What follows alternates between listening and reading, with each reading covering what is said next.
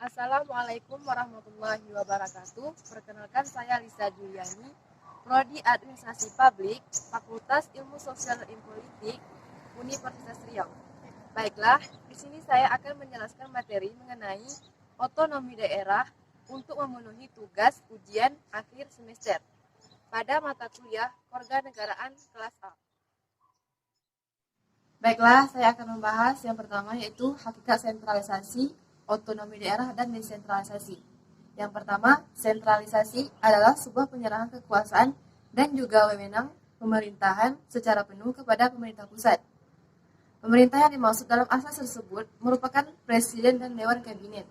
Sedangkan yang dimaksud dengan wewenang adalah kewenangan politik serta kewenangan administrasi.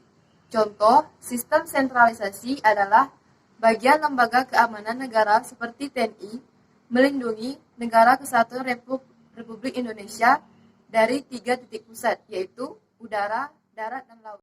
Selanjutnya, desentralisasi adalah penyerahan urusan pemerintahan dari pusat kepada daerah. Pelimpahan wewenang kepada pemerintahan daerah, semata-mata untuk mencapai suatu pemerintahan yang efisien. Pelimpahan wewenang tersebut menghasilkan otonomi. Otonomi itu sendiri adalah kebebasan masyarakat yang tinggal di daerah itu sendiri untuk mengatur dan mengurus kepentingannya sendiri. Contoh desentralisasi adalah Dinas Pendidikan menjadi pengatur bagaimana pola pendidikan yang akan dijalankan. Selanjutnya, berdasarkan Undang-Undang Nomor 32 Tahun 2004, definisi otonomi daerah atau adalah penyerahan wewenang pemerintahan oleh pemerintah pusat kepada daerah otonomi untuk mengatur dan mengurus urusan pemerintahan dalam sistem negara kesatuan Republik Indonesia. Pencapaian otonomi tidak hanya dalam pemberitahuan hukum, melainkan juga kebutuhan globalisasi yang diperkuat dengan memberi daerah kewenangan yang lebih besar. Dalam hal ini, contoh pelaksanaan otonomi daerah yaitu kewajiban pekerja di instansi untuk menggunakan seragam dinas. Baiklah, yang kedua adalah rumusan visi otonomi daerah. Visi otonomi daerah dapat dirumuskan dalam 3 ruang lingkup, yaitu politik, ekonomi, serta sosial dan budaya.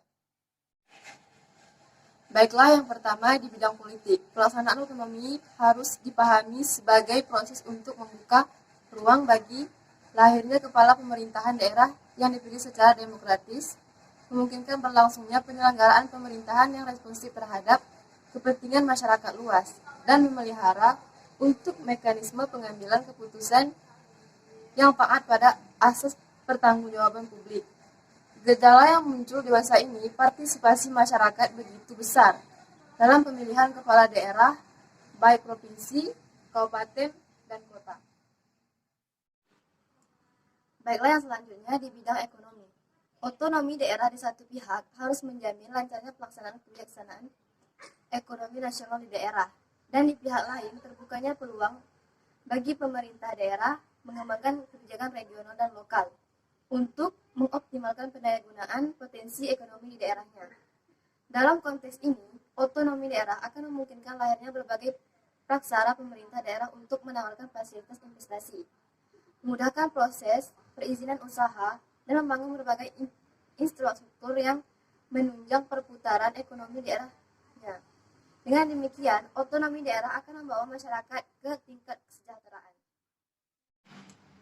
Baiklah, yang selanjutnya di bidang sosial budaya. Otonomi daerah harus dikelola sebaik mungkin demi menciptakan harmoni sosial dan pada saat yang sama juga memelihara nilai-nilai lokal yang dipandang kondusif terhadap kemampuan masyarakat dalam merespon dinamika kehidupan di sekitarnya. Kemudian yang ketiga, prinsip dan pelaksanaan desentralisasi otonomi daerah. Prinsip otonomi seluas-luasnya. Berdasarkan prinsip ini, suatu daerah diberi kewenangan untuk menangani urusan pemerintahan yang didasarkan atas tugas, wewenang, dan kewajiban yang secara nyata sudah ada serta mempunyai potensi untuk dapat terus tumbuh, berkembang, sekaligus hidup sesuai potensi suatu daerah tertentu. Lalu, bagaimana pelaksanaan otonomi daerah di Indonesia saat ini? Pelaksanaan otonomi daerah di Indonesia saat ini telah terselenggara dengan cukup baik. Pada beberapa daerah otonom, otonomi daerah dapat menjadikan rakyat semakin sejahtera, daerah otonom semakin berkembang, serta memunculkan ciri khas tersendiri di setiap daerah. Lalu bagaimana dengan desentralisasi di Indonesia? Desentralisasi di Indonesia merupakan reformasi yang tidak selesai dan hingga saat ini pelaksanaannya belum maksimal atau belum sukses. Inti dari desentralisasi adalah internalizing cost and benefit untuk people serta bagaimana mendekatkan pemerintah kepada rakyatnya. Itulah esensi yang terpenting dari sebuah jargon desentralisasi. Akan tetapi, pelaksanaan desentralisasi di Indonesia sampai sekarang masih jauh dari harapan tersebut. Hal ini ditunjukkan dari desentralisasi yang hanya menguntungkan elit dan pengusaha lokal. Desentralisasi merupakan sebuah gurita neoliberal. Desentralisasi pelayanan publik yang kurang berkarakter, desentralisasi tanpa efisien kelembagaan. Desentralisasi menyuburkan korupsi di daerah. Secara garis besar, tujuan utama kebijakan desentralisasi dan otonomi daerah adalah membuka akses yang lebih besar kepada masyarakat sipil untuk berpartisipasi baik dalam proses pengambilan keputusan di daerah maupun dalam pelaksanaannya. Kemudian, 4. Sejarah otonomi daerah di Indonesia. Di sini pada era kolonial, dalam buku otonomi daerah, dalam negara kesatuan, pada pemerintahan Hindia Belanda sudah mengeluarkan peraturan mengenai otonomi daerah, yaitu peraturan tentang administrasi negara Hindia Belanda. Kemudian pada tahun 1903, Belanda mengeluarkan desentralisasi yang memberi peluang dibentuknya satuan pemerintahan yang memiliki keuangan sendiri. Penyelenggaraan pemerintahan diserahkan pada dewan di masing-masing daerah. Namun kenyataannya, pemerintah daerah hampir tidak memiliki kewenangan. Dewan daerah hanya berhak membentuk peraturan setempat yang menyangkut hal-hal yang belum diatur oleh pemerintah kolonial.